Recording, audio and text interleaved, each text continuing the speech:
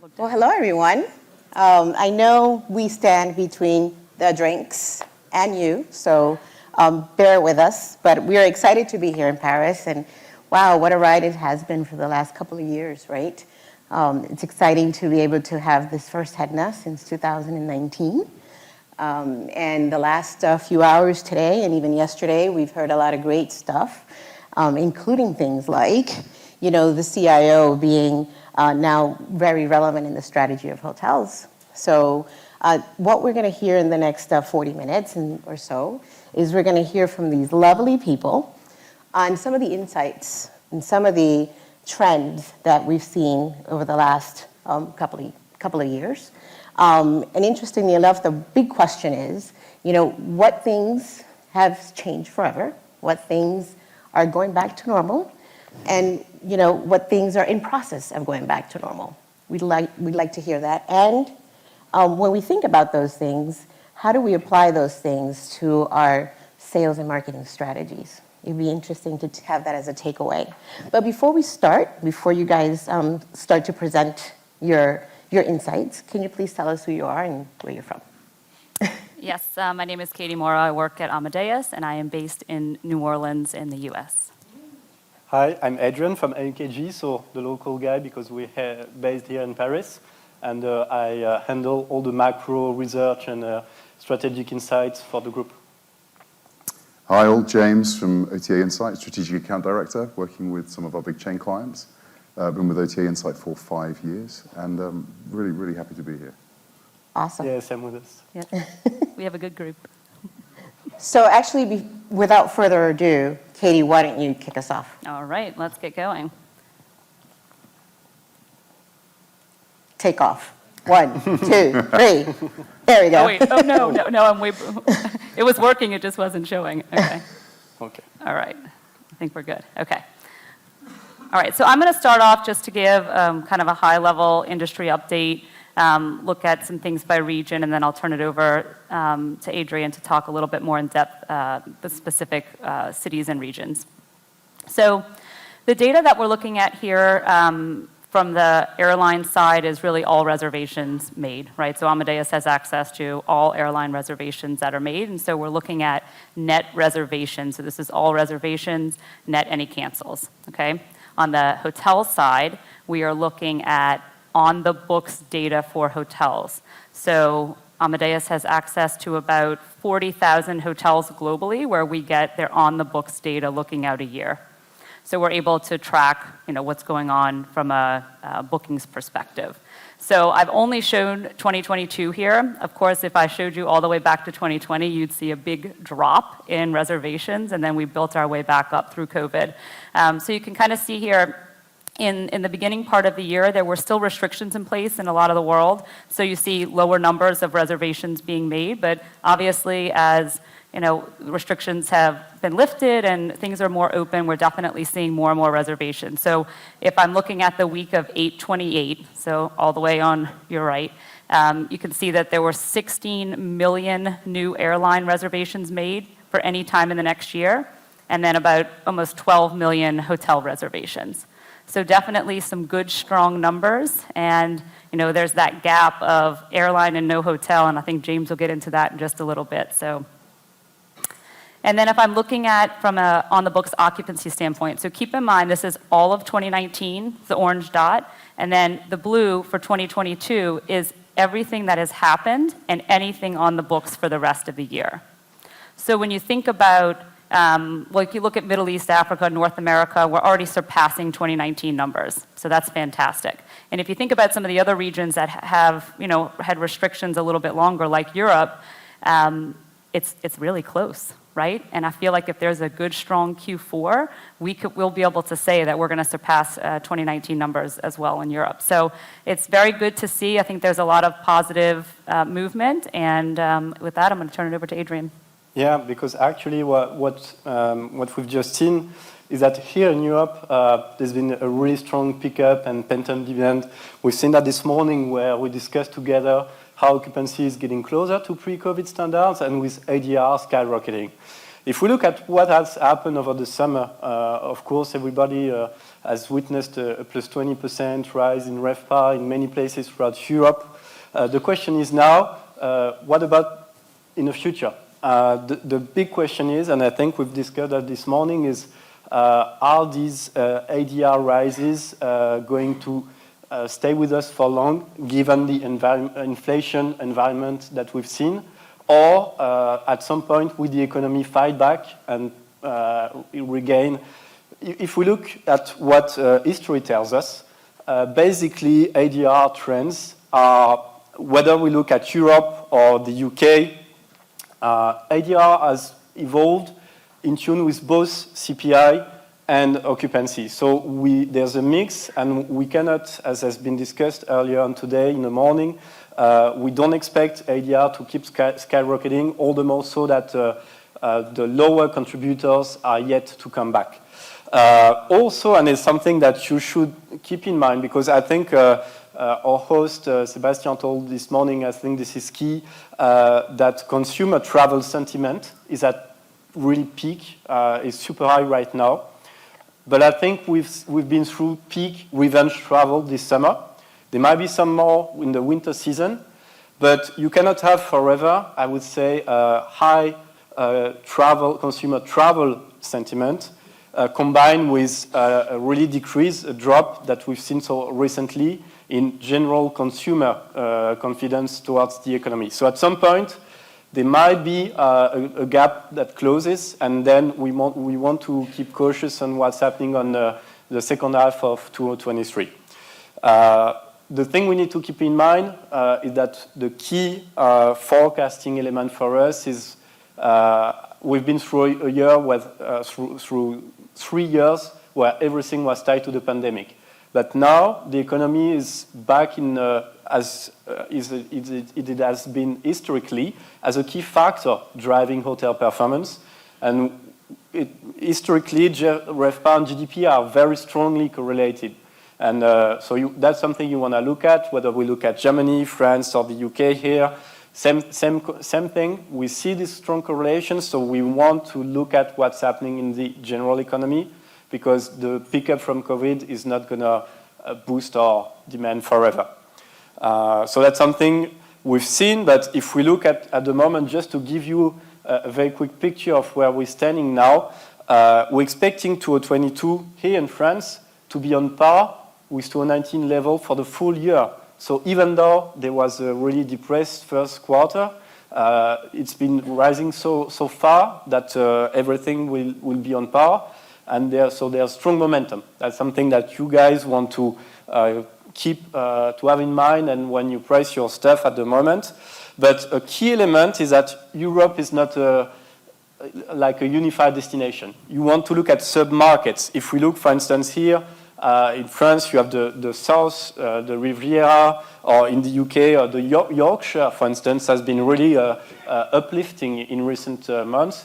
So actually, you don't want your sales and distribution strategies to be unified within for a continent or even within a country, because you have strong differences in the drivers that are generating local performance. So obviously, second-tier destination, the seaside or leisure have been boosting. Even if you look at Germany, for instance, you wouldn't guess that East Germany has a strong leisure component. People are going to the seaside, but yeah, it's like Florida.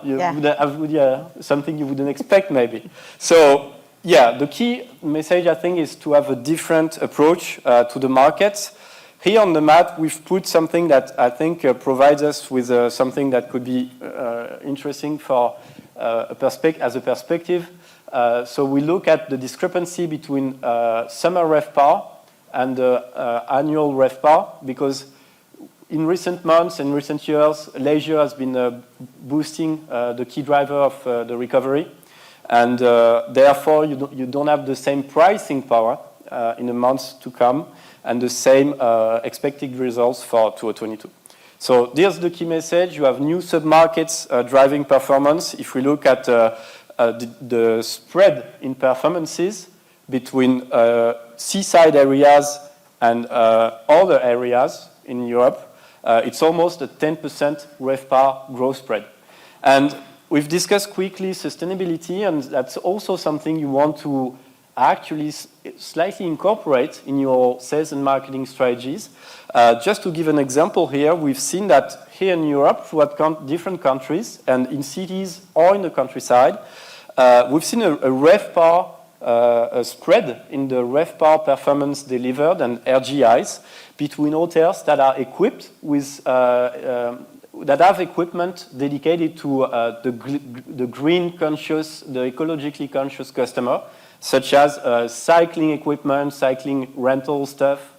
And actually, where you have that kind of stuff, you might want to adjust your strategies so as to get the maximum from transient, from leisure, and of course that has an impact on your strategy. So it's also something that is happening with MICE customers for a while, where they start to ask us, how can we prove our customers that our events are green and so on. So that's really the key step. Just also very quickly, because it is key to understanding the background that we are in. Here in Europe, you have wide differences between markets in terms of nationality mix and exposure to the European market or the rest of the world in general. Germany is mostly domestic. If you want to look at Greece or Austria, this is really European travel that makes a difference. And the key thing, because actually we've seen that air traffic is yet to come back, so it's not back to pre-COVID standards. But if we look at pairs, so if we look at air traffic within Europe or from North America to Europe, it's actually 15% above 2019. So that's why we've seen really a surge in all the destinations, like here in Paris or other destinations that James will discuss in seconds. That's why it's been a key driver, and you want to adjust your strategies in terms of mix and target and the group that you're seeking. Just naturally, there's a very strong inverse correlation here in Europe between the euro to dollar exchange rate and the fact that you guys from the US, many of you here, have such high purchasing power now, makes it totally painless, like those 20% ADR growth that we've seen. If your customer is US-based, basically doesn't feel anything.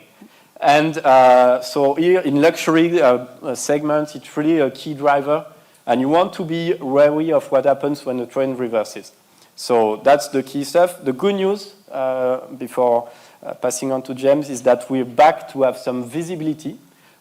People are booking early once again. I mean, so that's something that's on the right track and that can enable you to adjust your strategies more quickly. That's me.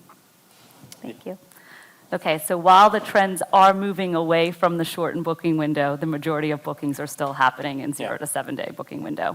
So what we've done here is broken this out by channel, so you can understand by distribution channel what are the lead times, and this is again based off of the demand data that we collect.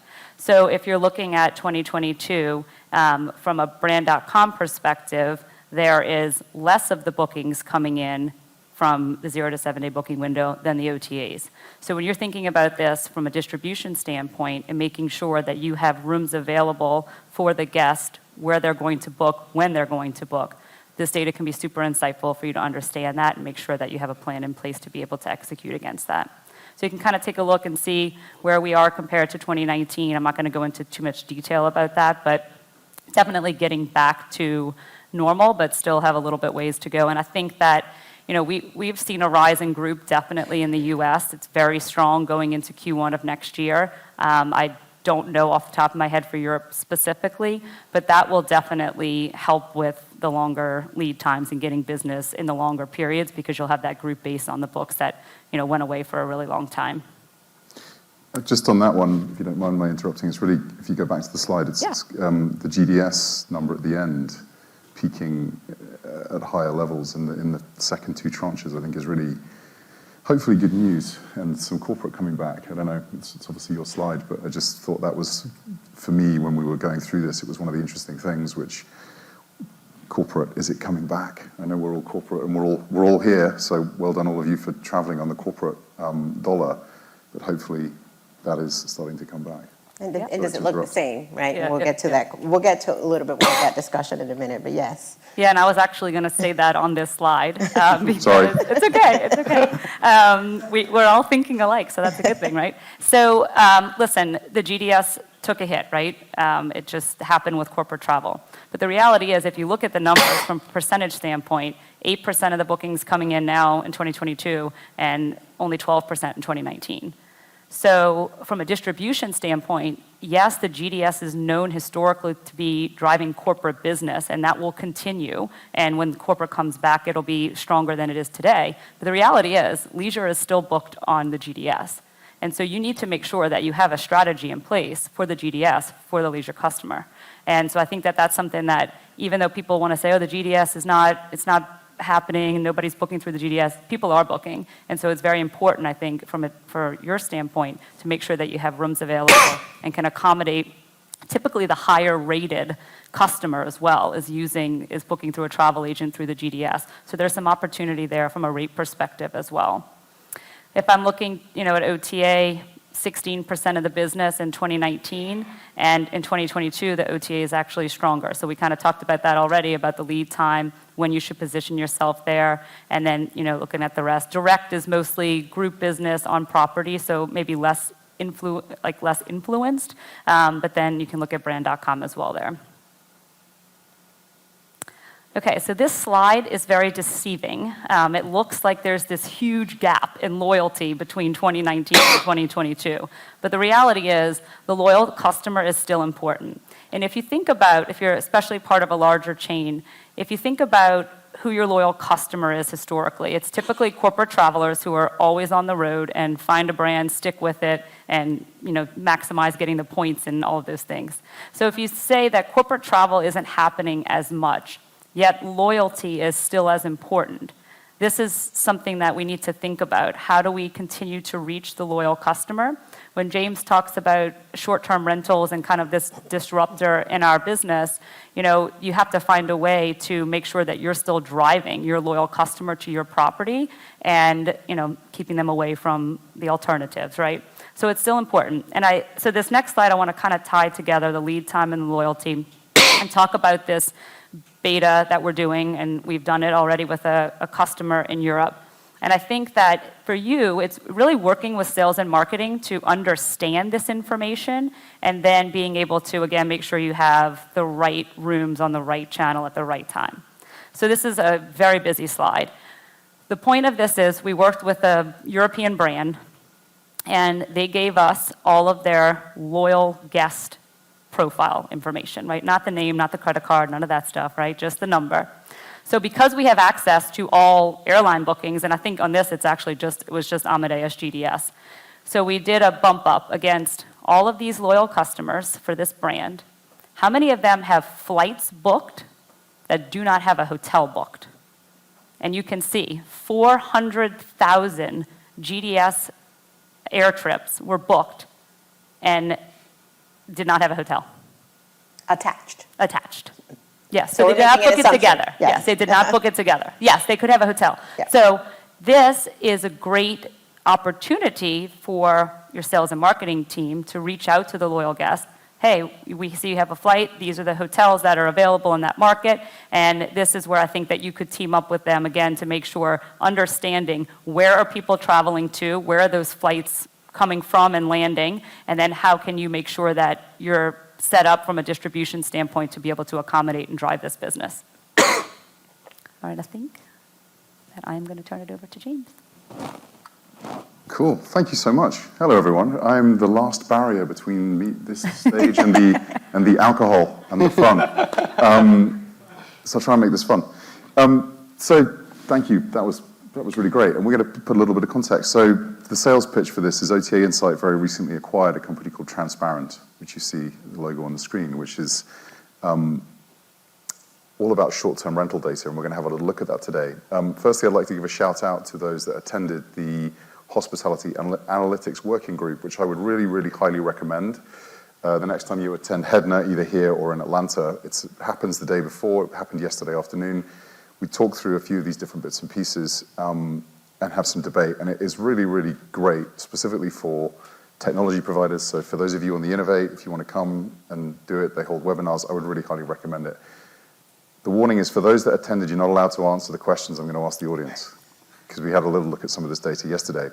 But again, 10 reasons why travelers decide to stay in short-term rentals. Again, they're all on the screen. We all know what these things are. And it means that this part of the ecosystem and part of our industry really is growing really, really fast. Again, for myself, I've got 2 kids and a dog. The one thing I did notice in the UK is that now in the UK, there is very rarely a hotel that you cannot stay in with a dog. I know that sounds really random, but it's one of the products of having a lot of, and again, to talk to the domestic traveler, is if you have a pet, you can now take that pet to the hotel. So that was something I discovered. But also with a short-term rental, you can nearly always have a pet in a short-term rental. It's very few that you can't when looking. But again, it's just another reason why. So, but again, I think for us in the industry, I'm very, very conscious of this. There are hotel markets and there are elements of short-term rentals that are almost anti-competitive to the hotel industry. So they are not, in a lot of places, it's not regulated. It's, there's debate about safety. There's the frequency of changing codes on doors. There's all of these sort of things that bubble under the surface, which make it a really, really interesting part of our industry. So short-term rental is growing. Now, these statistics, when I went through them with our team, absolutely blew me away because, firstly, the Europe number is so much higher. So the number you see for 2022 is, I think, 6.3 million individual listings in Europe, and North America is sitting just under 3 million. And I was like, how can that be? How can America's huge? It has so many big cities. It has all of these amazing, things going on in there. But the reason is that within Europe, we have some absolute powerhouses of short-term rental listings like the UK, France, Spain, Italy, and it really just makes it absolutely massive. But the key bit there, 17%, but up in 2018 to 2022 from 4.5 million up to just under 6.5 million. It's absolutely massive growth of these listings. And again, this is every listing. Some of the data we'll look at, we'll always look at comparing the hotel competitive listings. This is all listings that we track within Transparent, so everything including shared rooms. But the Europe number, the North America is even more astounding. It's just up from 1.5 million, just up to under 3 million listings, which is almost 100% increase in a little under 4 years. Now, I think there's a common misconception about short-term rental inventory. And the question I was going to ask is, out of all of this inventory and all of these listings, how much of this do you in the audience think is professionally managed, and i.e. is actually looked after by a company rather than your friend Bob, who has a condo around the corner and he lets it for half the year? So I'll put it out. Does anyone have any idea in each of these regions how much of this inventory is professionally managed? Less than half? Anyone else care to throw their hat in the ring? Okay. Are you ready? I'm going to build some tension. It's late. It's late on in the afternoon, but I'm going to build. No, it's So the absolutely thing that shocked me is that the top number on the graph you see is 50%, and so in North America you can see it's sitting at around 47% professionally managed inventory of short-term rental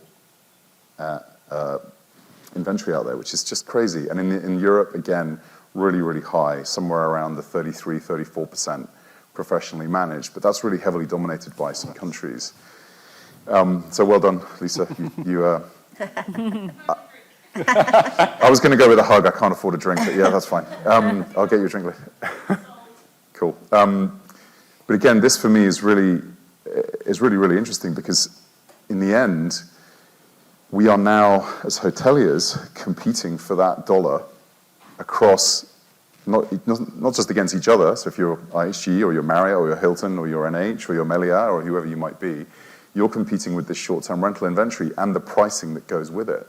And so We don't have time today, but we have only just got into the meat of integrating OTA insight and transparent, but we have so much data insight that we are getting ready to share about this sort of thing. Is there price compression when there's a lot of short-term rental inventory? Is the price converging? All of these sorts of bits and pieces are coming, but really Europe, as we're in a European marketplace, 21% increase in professional supply share since 2018, which again is very, very competitive. So what does that actually mean?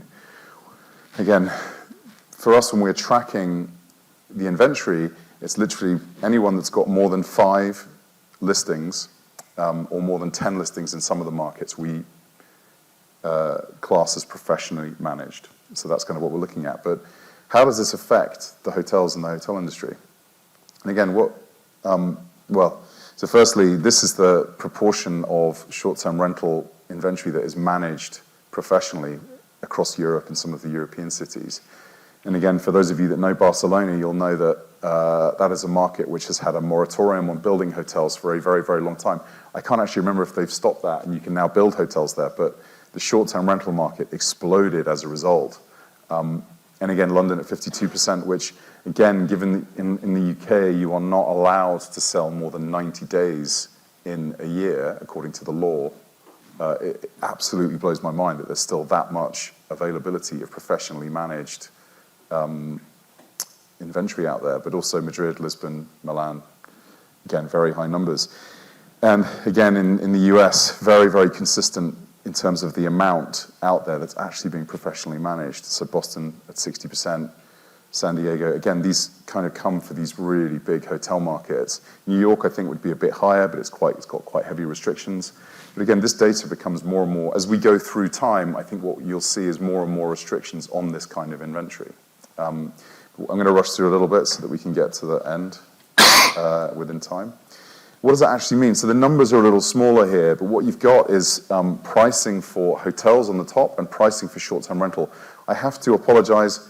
Transparent have called it STR for a very, very long time. I used to work at STR for hotels. I keep telling them they need to change the name, but they just don't listen to me. But anyway, the short-term rental pricing, what you notice for Barcelona, Berlin, London, and Paris, you've got 2019, 2020, 21, and 22. And for the pandemic years, for every one of these cities, the pricing across the board is there or thereabouts the same for a short-term rental in a one-bed short-term rental versus a one-bed best available rate in a hotel. And these are summer rates, so that's why they're very high in London. But when you get back out into a normal year, or the normal year compared to the last 3 into 2022, you can see in all of the markets, specifically the leisure-heavy ones like Barcelona and London, where they're all leisure-heavy, you can see the price in the hotels just absolutely spikes up again. But really, the other thing is the pricing increase in those short-term rental listings. You can see the impact of this professionally managed inventory is having an impact on that pricing. I think traditionally it always feels much cheaper. So if you're looking to book an Airbnb versus a hotel room, it feels much cheaper, but actually that price is increasing. And then we have some data for the US. This slide's a little bit more complicated, but what you've got in the teal, light teal color is the hotel room price, and then what you've got in the blue price, the blue is a one-bedroom short-term rental price. So it's a hotel versus short-term rental pricing. And again, if we look at Detroit, Michigan, that lovely place, you basically have a higher price of a short-term rental, of a one-bed short-term rental, than a hotel room by $26.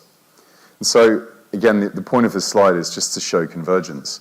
Again, we're not sure how much it's going to converge. We're not sure how much regulation is going to come in. It's very market by market driven. But again, the kind of stat there, which is while in 2019 hotel rates were on average 45% higher than short-term rentals across the top 25 US hotel markets. For those of you that don't know, the top 25 US hotel markets make up around 40 to 42% of the entire hotel inventory in the US. So they're very relevant to look at in terms of the markets.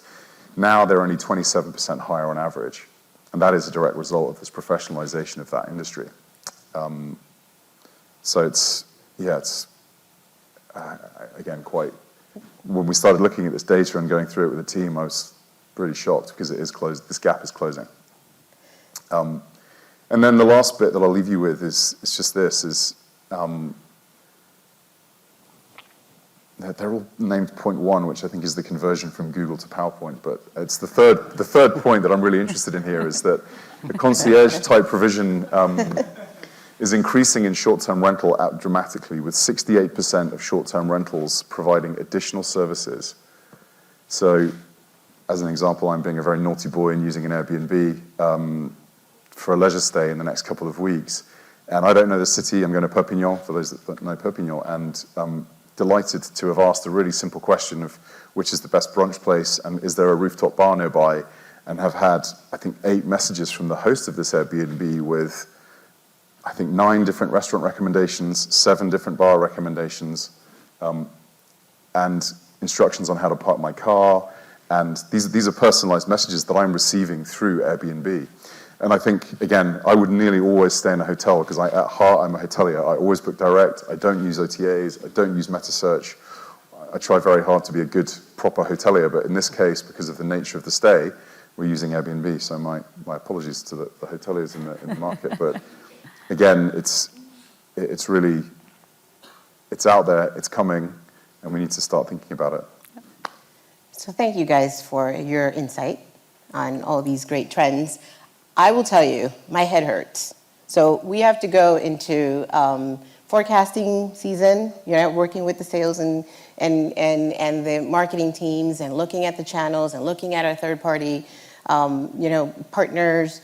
And how do we bring it all together? This is a lot of different data from different places.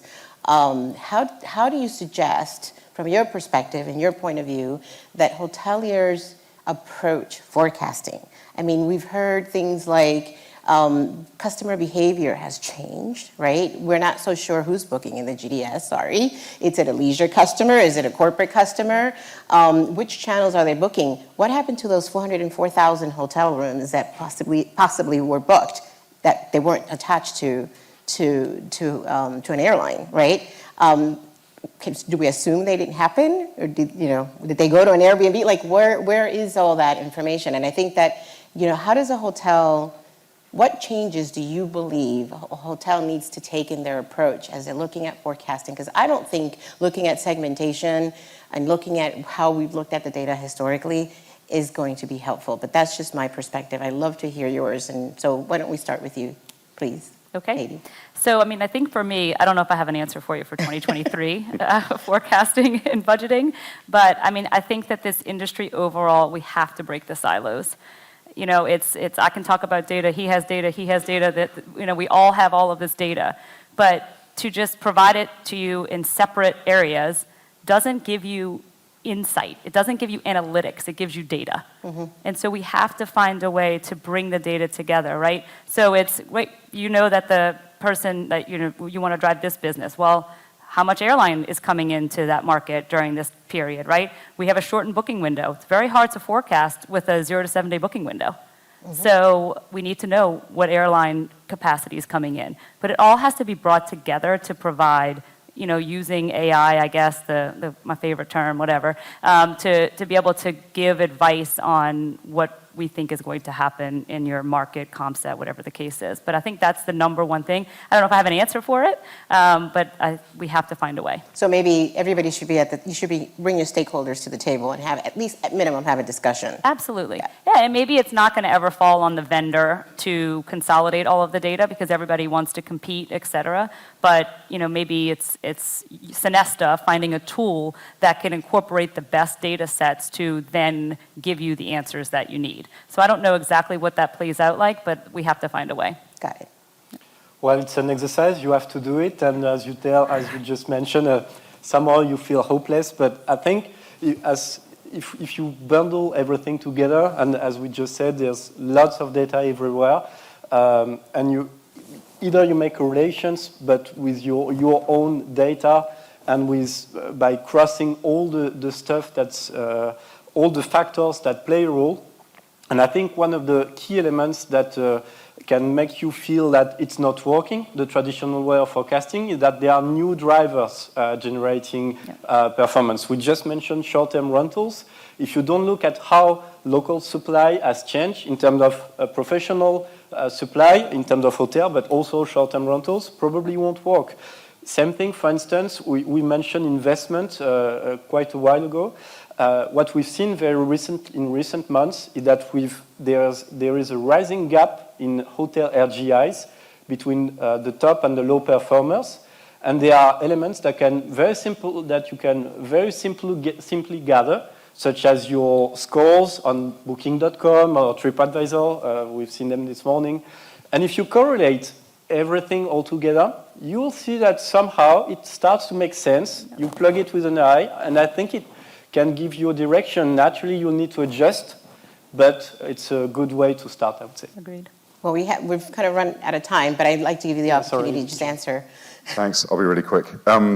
So I think we are just beginning our journey with short-term rental data at OTA Insight with Transparent, and there are some amazing insights you can get out of it in terms of what's available within your markets. I think in terms of bringing it back to the question, which is how do we forecast for the rest of 22 and 23, which is the point. I think understanding and knowing your marketplace is absolutely critical. You know, if you've got good people on property or good people who are managing your hotel at a cluster level, they will know. And I think for us at OTA Insight overall, we have a very, very strong focus on, we have tons of data. We have short-term rental, we have pricing, we have demand data, we have all of this stuff. How do you make that actionable? How do we do more with less?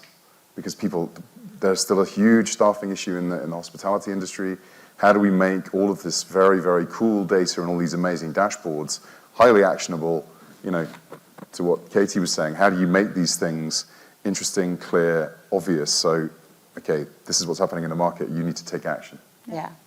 Well, thank you very much. I know my biggest takeaway from hearing what you guys had to say and some of the other content that we've heard today is, we have to think about, the message that I'm going to bring back is we have to think about the long-term value of the consumer and meet them where they're at, right? And so use all this information to help us get there. And so, include our, all the stakeholders and ensure that we can have that vision of, bringing the customer back every time, regardless of how.